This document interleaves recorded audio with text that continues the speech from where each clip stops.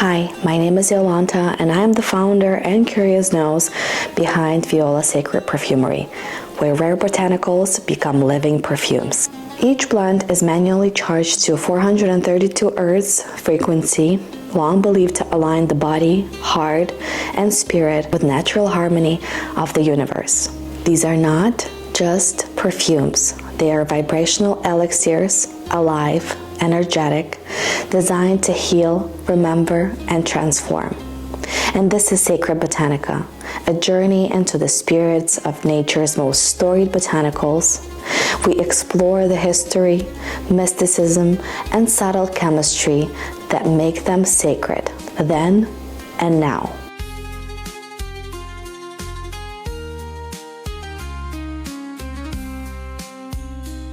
Today we follow the rose, the bloom of empires, the scent of queens, the flower that conquered hearts, altars, and the ancient world through its soul-deep aroma.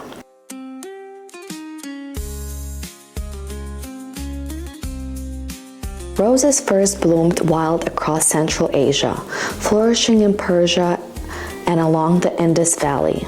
One of the earliest written references to roses appear on a Sumerian clay tablet over 5,000 years ago, and yet it wasn't until the Sassanid Empire that the true magic began.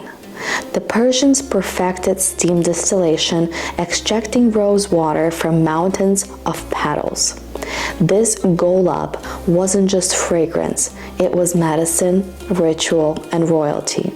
Even today, the city of Kashan in Iran hosts a yearly rose festival where petals are still hand-distilled as they were 1,000 years ago.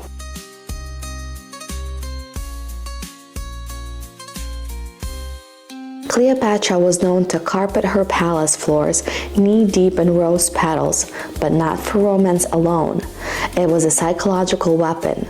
Before meeting foreign dignitaries or Roman officials, she'd have her chambers filled with thousands of fresh petals.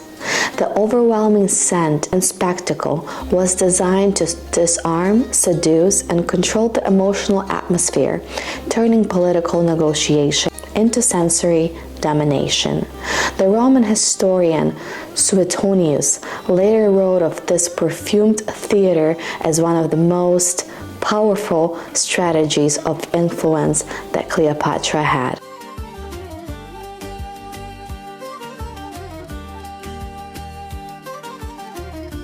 Roses were buried with dead in Egypt, offered to Aphrodite in Greece, and poured over revelers in Rome. In fact, the Emperor Nero once demanded an entire banquet hall be filled with roses imported from Egypt, an act so decadent it nearly collapsed a province's economy.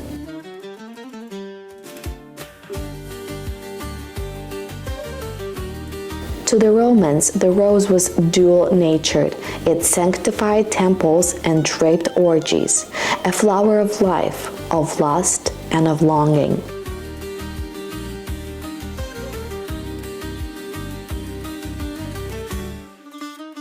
Roses traveled across the Silk Road, which was an ancient network of trade routes that connected the East and the West, stretching over 5,000 miles from China to the Mediterranean.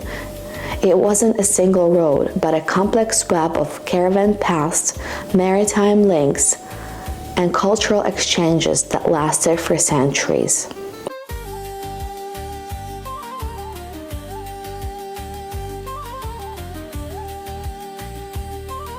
In Ayurveda, rose is known as a tridoshic herb, meaning it balances all three doshas, Vata, Pitta, and Kapha. Cooling by nature, it pacifies heat in the body, calms fiery emotions, and restores harmony to the heart and the mind. Rose water and rose oil were traditionally used to treat inflammation, digestive issues, menstrual imbalances, and emotional disturbances. Practitioners believed rose carried a sattvic quality, pure, peaceful, and uplifting to the spirit.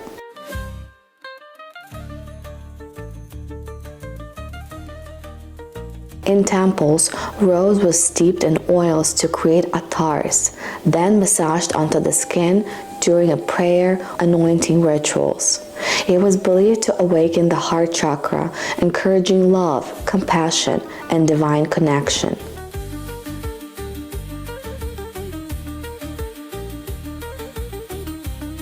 In Chinese imperial courts, rose elixirs were prized for their ability to soothe the spirit and beautify the skin. Mixed with white tea, ginseng, or saffron, rose was drunk as a tonic to harmonize the emotions and preserve youth.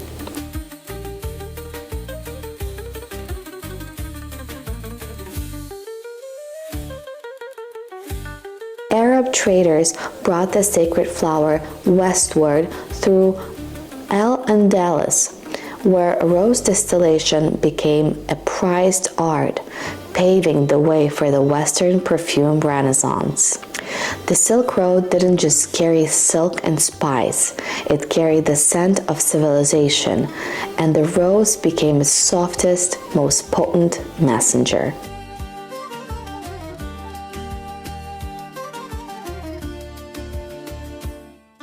In ancient Rome, the rose became a symbol of something much deeper than its beauty. During important meetings or council gatherings, a carved rose was placed above the doorway or on the table, marking the space as one of the sacred secrecy. This was the birthplace of the phrase sub rosa, which means under the rock. To hold a meeting sub rosa was to enter a pact of silence. Everything spoken beneath that rose was bound by the utmost confidentiality. No matter the power or rank of those in attendance, no word could leave the room. Even in the Latin language, the phrase sub rosa was used to signify confidentiality, a term that is still used today in modern diplomatic circles. The rose in this context became a symbol of sacred discretion, teaching us that sometimes the most powerful truths are those that remain unsaid.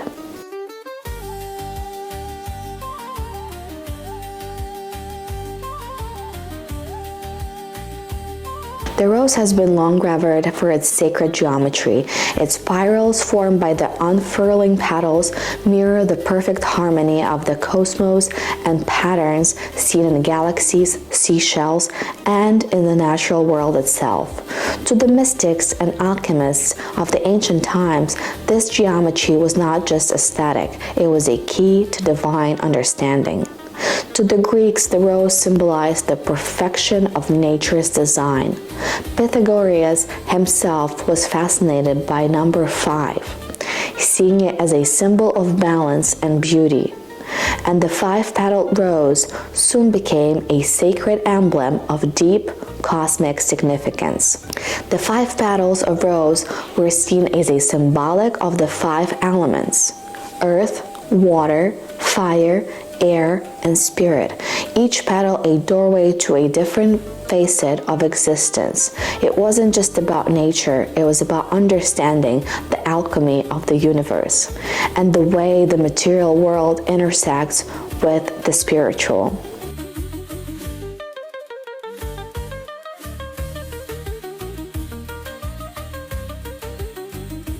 To the early Christians, the 5-petaled rose was associated with the 5 wounds of Christ, the wounds that mark the sacrifice of divinity on earth.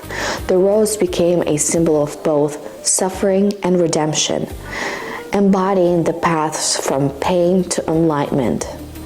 In medieval times, roses were used in secretive rituals believed to hold the power to transform the soul and open the pathway to higher consciousness. Some say the rose even hid secrets of the ancient world, passed down through hidden societies and protected by the Rosaturians, a secretive brotherhood of alchemists who believed that the rose symbolized the hidden knowledge of the universe.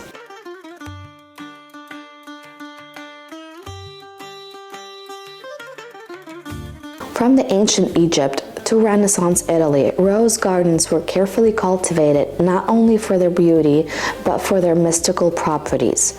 Some believe that certain rose varieties, like the damask, carried hidden knowledge within their scent, a knowledge so potent that only those deemed worthy could truly experience it. Real rose contains over 300 active molecules, each working in harmony to impact both the mind and the body in very measurable ways. These aren't just aromatic compounds, they are chemical messengers that penetrate deeply into your system, healing you from the inside out. Among these molecules is phenylyl alcohol, a compound closely linked to feelings of intimacy, affection, and emotional openness. It is the very molecule that makes rose scent universally loved. It triggers a warm sense of connection and emotional calm, and as if the rose is opening your heart. Then there is geraniol and nerol, both anti-inflammatory and calming molecules. These compounds are often used in aromatherapy to reduce stress, relieve anxiety, and soothe the mind. When you breathe in the scent of rose, these molecules help to lower your body's production of stress, hormones like cortisol, reducing the emotional weight of the day. Citronellol is another remarkable molecule in rose oil, and it's antimicrobial, helping to purify your environment and boost your mood at the same time.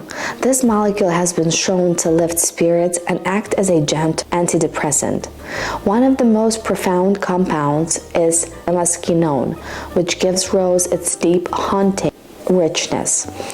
It's the molecule responsible for that full, almost intoxicating fragrance.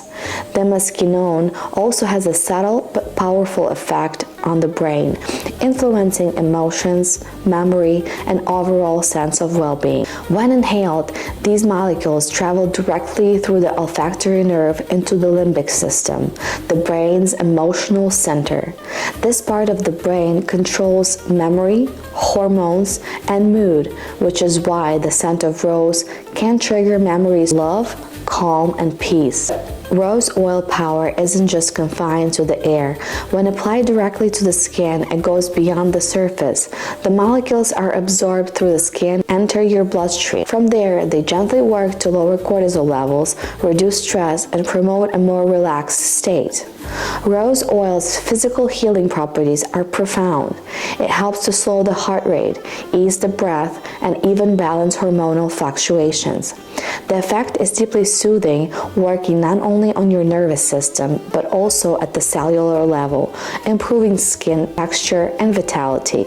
So when you experience the scent of rose, you're not just inhaling a fragrance, you're inviting healing into your body and soul, calming your mind and nourishing your spirit from the inside out.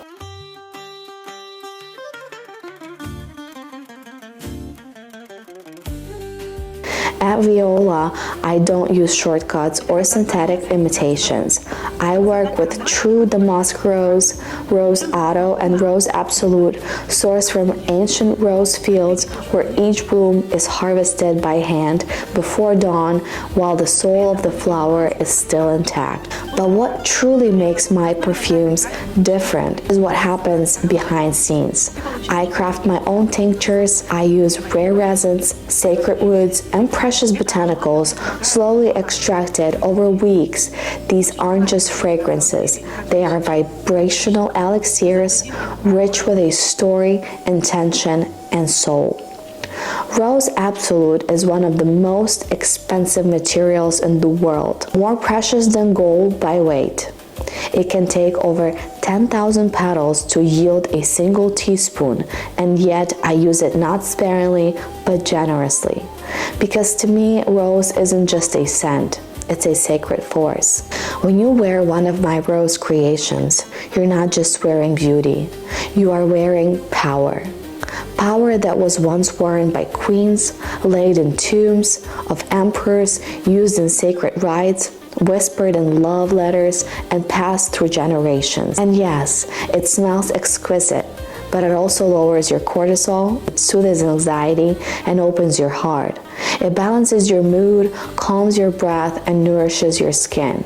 This is not just perfume. This is alive, a perfume that remembers, that heals, that lingers not just in the air, but inside of you. And if you're curious to experience it for yourself, my rose-based perfume, Rose Oud, is available now. It's deep, oil-based creation, sensual and sacred. But it's more than a scent. It's a vibrational elixir. I manually charge each blend to 432 Hz frequency, a tone long associated with healing, harmony, and natural resonance of the universe. This isn't just perfume, it's energy you wear, a fragrant ritual designed to restore, uplift, and reconnect you to yourself.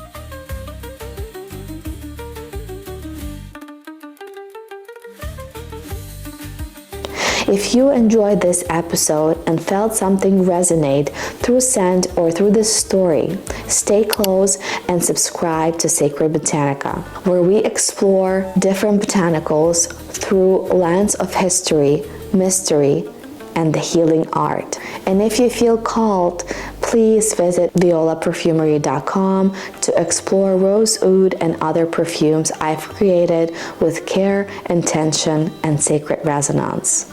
See you in the next episode, where I explore one botanical at a time.